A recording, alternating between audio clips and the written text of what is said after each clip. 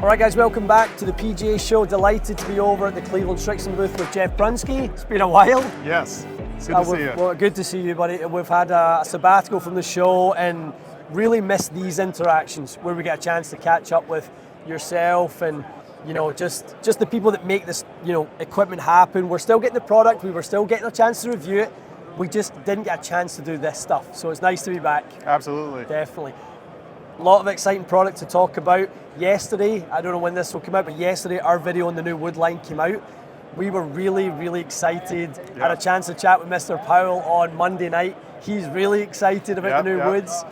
Tell us, how did it evolve? How did it become 2 versus 2 into now 3? Yeah, no, I think the excitement is a key thing. Like, we know there's been success and momentum building with the irons, but I think finally here we're going to see it pop with the woods. Right. So we're building on the ZX7 and the ZX5 models. Obviously, those have been successful. They've been working out on tour. Right. Won some majors with them. Yeah. But the key thing that we've been missing is the low spin offering. Right. And working with some of the higher swing speed tour players, just seeing what some of those players need. I'm sure you see it in your shop when you do those fits. That low spin offering, I think, was a hole in the lineup. Without a doubt, yeah. So, we always found the 7 was fantastic, but quite neutral in its performance, right? You can shape it, you can work it, just in a great looking driver. 5 really would cater to the player who, was maybe looking for a little bit more forgiveness and that type of thing. But you're right, the Bomber didn't really have the same option as maybe some other companies with a specific driver for the high-speed guys. Yeah, exactly. I think you see it on tour even. There are players who are looking to work a driver, and there's a whole group of players, it's a growing group, that are looking to hit it far and straight. Yeah. Their swing speeds are higher than we've ever seen, Right. and that's where those low-spin drivers really make sense. And you get a lot of distance if you're a high swing speed player, but you can also straighten out that drive. You add accuracy. So there's a lot of good things there. So talk to me a little bit about the tech. So rebound frame, something that is obviously is the technology that this is built around. That's been in the last couple of models. Yeah. What else do we have layered on top of that now? So on top of rebound frame, the other thing I think would point out is the fact that these are all titanium drivers. Right. And it's a little distinct in the market these days. Pretty rare right now. Yeah. And we've certainly tested carbon and we've certainly evaluated it, and that's really been an engineering decision where the marketing team, the sales team, it's what performs best. Sure. And our metric that we go by is ball speed, and we're trying to maximize ball speed. So in this titanium crown, using a lattice structure to enhance stiffness, take weight out, it can work in tandem with the rebound frame, and we really can't beat that with what we've experimented with and tested with carbon. So there's a lot of thought that goes into it, and I think it'll show up on the launch monitor. I kind of love that you guys have done that based on ball speed, performance. We'll get into a little bit between the 2 different ZX5 models on CG placement back versus CG placement front, but really putting performance at the forefront of why you're making your decisions. I'm not going to say carbon is an excuse to sell new drivers or another line, but you guys have found that you don't need to complicate the structure. It can be all titanium. There is another company out there doing the same with great success. Yep. And obviously you guys are finding that's what's going to give you the best performance. It's really the Srixon, these products are tour authentic. We need to be producing things that are working from a performance standpoint, just bar none. So that's what's driving the decisions. Yeah. So how is the impact now with Shane Lowry, Hideki, Brooks? How is their input in driving the advancements and the new sort of additions of this technology? Yeah, good question, because part of what their influence is reflected in the fact that we now have 3 models. Right. We're fitting a wider range of better players, and frankly the best players in the world. So seeing that variety of performance and that's led to the proliferation of these models. But it also comes into effect as far as top line address view. Right. The Srixon products, from the irons to the woods, we want them to look better than anything else out there. So I think we have the most discerning eyes in our tour staff. I'm a little biased, but I mean, that's invaluable feedback from the crown design, how it's going to look at address, everything. And it's a diverse group as well from a needs perspective. You've obviously got Shane who likes to work it, that's very key to him, tends to play the 5 model. Hideki switches all over, he's in 5 and 7 and LS, and he seems to kind of need different things from time to time. And then you've obviously got Brooks, who has a very specific driver that he likes to work with, and he's had success with in the past, and that type of thing. So you've got different inputs on that, all fronts. For sure, you nailed it. And diverse in swing, what they're looking for from a swing speed, their attack angles, what they want to see on the course, the trajectories they're looking for. So I think with this lineup, the ability to fit a wide range of players is, we've definitely never had anything like this. That's awesome. I do want to pivot into the woods and the hybrids, because we focus very much on the drivers so far, but I have to say, aesthetically, these must be some of the cleanest, best looking fairways and hybrids that I've seen in a long, long time. They are so clean, and I'm really hoping that they don't get lost in the driver story, because they look fantastic. That's great to hear, and there's a lot of time that goes into getting that sort of an impression. So, but from a performance standpoint, they got to look good, but they got to play good as well. 100%. And the fairway wood is another one. Just keying off that tour feedback. That's one where I think that's a sleeper product that the market hasn't quite realized how good it is. Our tour staff is generally telling us, don't mess that product up. I love it. Really? It's pretty challenging to get them in the new one, but we do our best. You guys haven't went with an adjustable hosel yet. You've went bonded and stayed bonded. What's sort of the reason to not go down that line? We've got lots of adjustability of the driver, but less so with the fairway wood. Yeah, it's a good question. There's advantages and disadvantages, and I think where that's fallen out is generally on what we see from our better players and the tour staff is there's not a whole lot of adjusting the fairway wood once they're locked in. Right.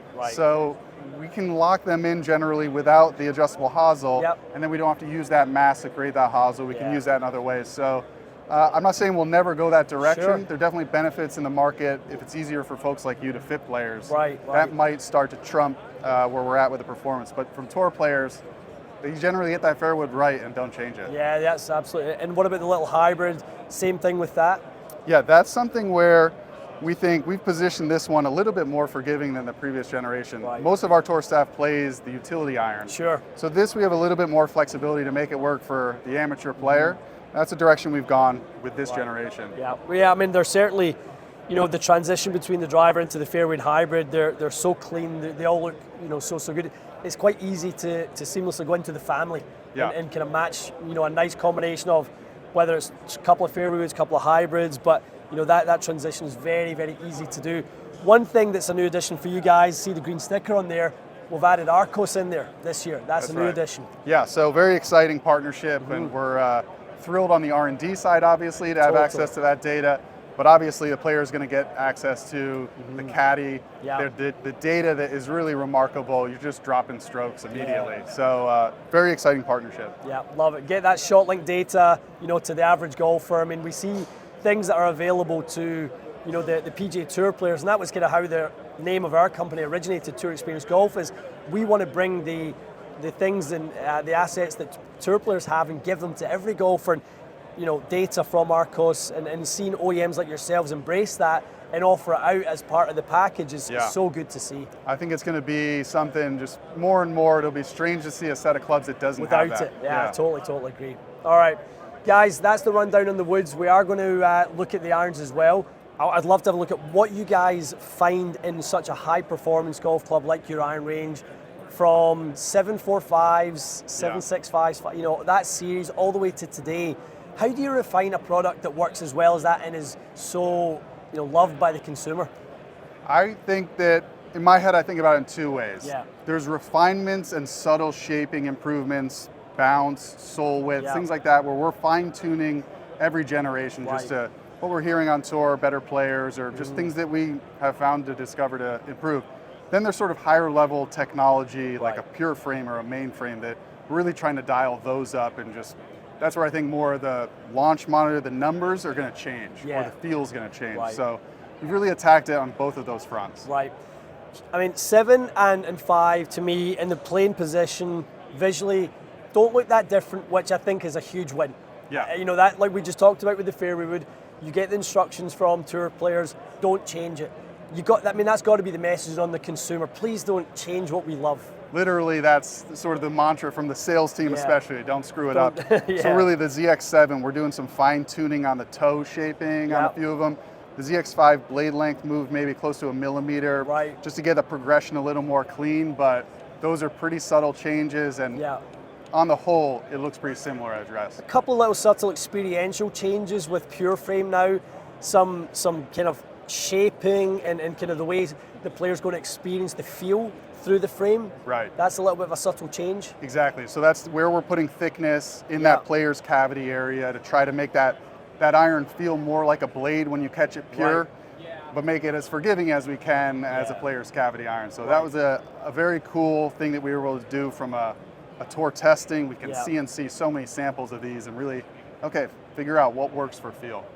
The big opportunity, obviously, you guys saw was in the ZX4. We loved the ZX4 from a performance standpoint. It launched high, it played, really into the game improvement player, that needed that. But tell me a little bit about kind of what went into refining that and almost bringing that down into something that flows really closely with the other two. Yeah, I think that was our biggest accomplishment in this generation because we wanted to maintain that forgiving Yeah. playability for a game improvement player, but make it look like the other two models. Right. So the top line is just the same thickness as the other two. Yeah. We've shrunk the sole width down. But then from an engineering standpoint, we've done some pretty cool things with supercomputers to figure out how to get the weighting in there more optimal. Mm-hmm. It's actually more forgiving than it was in the previous generation, But but in down. a smaller chassis. I actually thought we had got a misprinted spec sheet when I saw that the top line was the same on the 4, the 5, Yeah. and the 7. And then when I looked at them, I'm like, I could use any of these. Yeah. It's a very easy, it's a very easy set now or family to blend together and take your pick on what you want the performance of your long irons to be versus your mids or your, shorts. Right. I think it's good to talk about them as a family because Yeah. they're designed to be able to be mixed and matched. And Right. most players do that now. I think Yeah. it's not just you're not deciding between this model or that model, Right. especially within the Srixon irons. Yeah. So I guess the iron that kind of lives a little bit on its own in terms of release timing, maybe not quite part of the family in the ZX is obviously the blade. Yeah. Tell me a little bit about ZForge 2. This is more than anything driven by Hideki and a few Yeah, others yeah. on tour Yeah. where most players are in the ZX7, but in Yeah. this iron, we're trying to create something that's workable, Mm-hmm.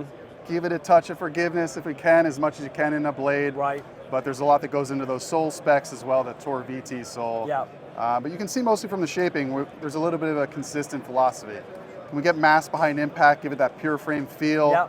Maybe increase high-low MOI just a little Little bit, bit. a little more consistent trajectory. So there's engineering that goes into a blade, if you believe it or not. We saw in the previous model that the wave of the muscle was slightly different on the previous one. Now it looks much more centrally located. Yeah. What was the kind of change or the need to change that? That was some of that pure frame testing over and Right. over to try to understand where you put mass obviously affects center of gravity, Sure. but it's also going to affect feel. Yeah. And sometimes it's not as intuitive as you might think of where that's going to affect it, but Yeah. the testing led to this. Led to the design. I love that. Yeah. And one of the most beloved, parts of the family is the utility iron, the ZX utility. I mean, every year this seems to get better and better in terms of looks, performance. I've hit it. This is the best one I've ever tried of the family. I mean, how do you continue to drive that one forward? That one's been a challenge because agreed, that was very, very well adopted and liked out in the market and on tour. So this was, I'd probably say, I think we hit a Goldilocks of a sole width where there's Yeah. we've been playing around with, we want it more versatile, a little bit more forgiving, and I think we've been on either side of optimal and we might have found it here. Right. That was a good fine tune. They're absolutely gorgeous, guys, and I think not trying to think of these just as utility irons. They can be extensions of the iron set as well. Absolutely. The loft progression allows for that, so you can have the look and forgiveness and feel benefits. A little bit of a subtle refinement of the shaping of the sole. The width has stayed the same, but the shaping seems a little different. Yeah, not just sole width, you're seeing these sole notches Yeah. come in, which are in the other irons, so there's more consistency in the turf interaction. Like you said, many players use these as a 3-iron, a 4-iron in their Right. set, so we want to have that sort of consistent experience as you're getting in and out of the turf. Right. Yeah. Love it. Well, guys, this is an annual stop for us at the show. Really excited for you guys to get out and test this. I think with a lineup like this, I can't think of a scenario where a Srixon iron doesn't get in someone's hands during a fit. For a player, why wouldn't they want to look at that? For somebody who's maybe demanding a little bit more forgiveness, but with the feel, 7s and 5s, and then obviously the 4, you know, you can cover such a wide range. So I think there's a little something in there for everyone. I would agree with that for sure. Get out there, try it, put it on the launch monitor, give it a shot. Yeah, that's the biggest part. Get it on the launch monitor, test it. You know, if you've tried it before, don't discount it just because the looks are similar. There are definitely subtle things, guys, that are performance driven, and you will see the numbers reflected on the monitor, those little subtle enhancements. Thanks, bud. Really appreciate your time. Always a pleasure. Thank you. Stay tuned, guys. We'll see you again soon.